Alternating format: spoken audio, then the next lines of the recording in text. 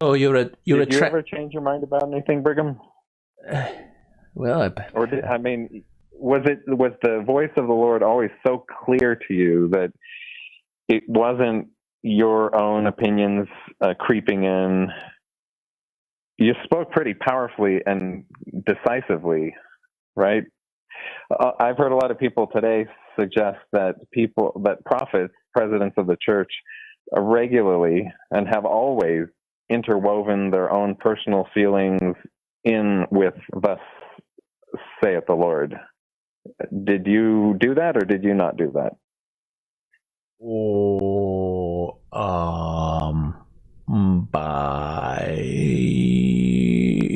Okay, this is how it worked, Sam.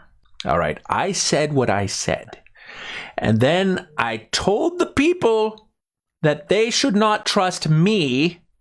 They should pray to God to get a confirmation of the truthfulness of what I said.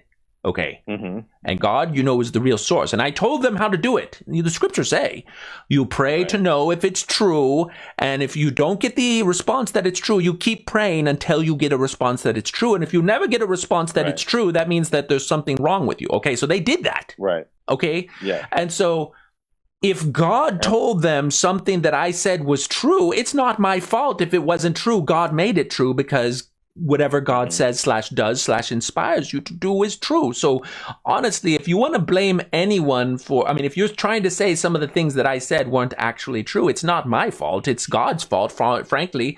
And it's then the people's fault for trusting me to tell them to trust God in that paradigm. So I think I explained it. I think QED, it's their fault. It's not my fault. And that doesn't raise questions about the reliability of that revelatory process, both the information coming to you, because certainly you felt like God was telling you to share those messages, and then the people got that confirmation.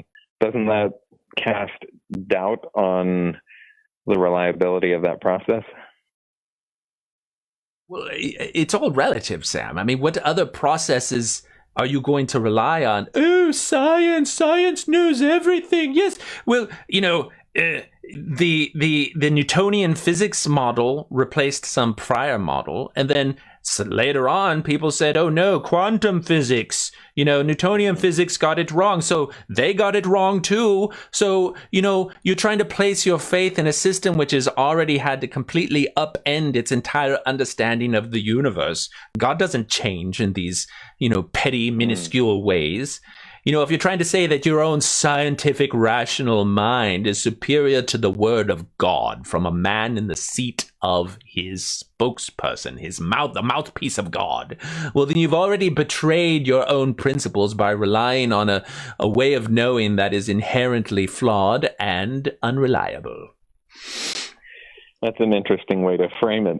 Back in my day, we would never actually let people ask these many questions because everybody around them would start to see that they were troublemakers and rabble-rousers, and they'd run them out of town, and then the Danites would go and make sure that they were done. Never had to put up with crap like this. Right. I do appreciate you taking all these questions. This is unusual. This is new.